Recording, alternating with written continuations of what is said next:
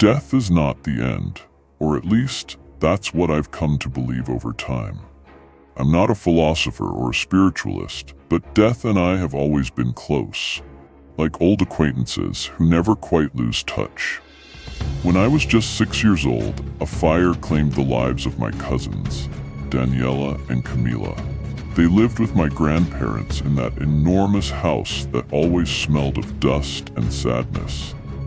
My cousins were the light of that somber home, but their deaths left my Aunt Irma trapped in a darkness she never escaped.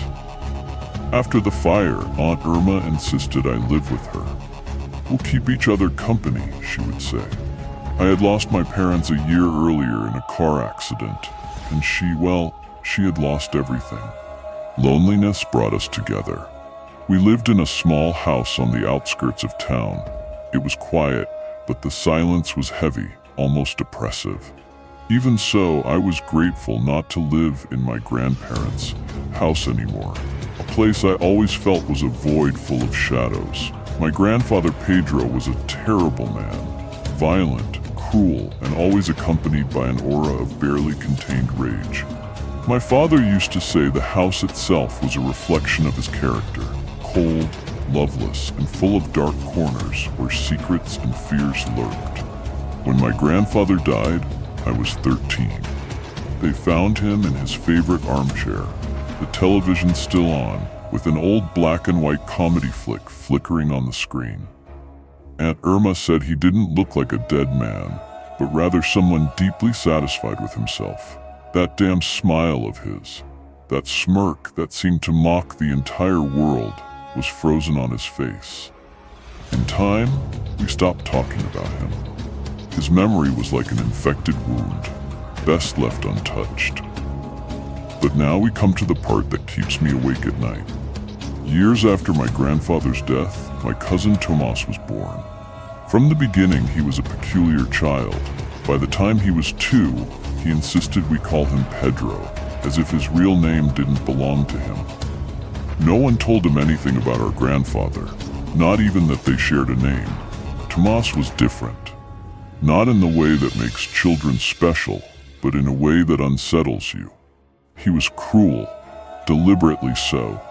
Animals feared him, his schoolmates avoided him. Aunt Irma, though she would never admit it, was afraid of him. One day, I found him sitting in the living room armchair, chewing on a dry twig with that smile. That damn smile I remembered so vividly, even though it had been years since I'd last seen it. "What are you doing here in the dark, Tomas?" I asked, but he didn't answer. He just stared at me, chewing on the twig and smiling as if he knew something I didn't.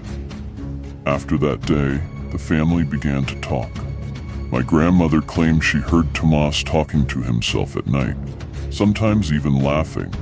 She said she occasionally saw shadows moving through the house when she knew everyone else was asleep. The breaking point came just a month ago.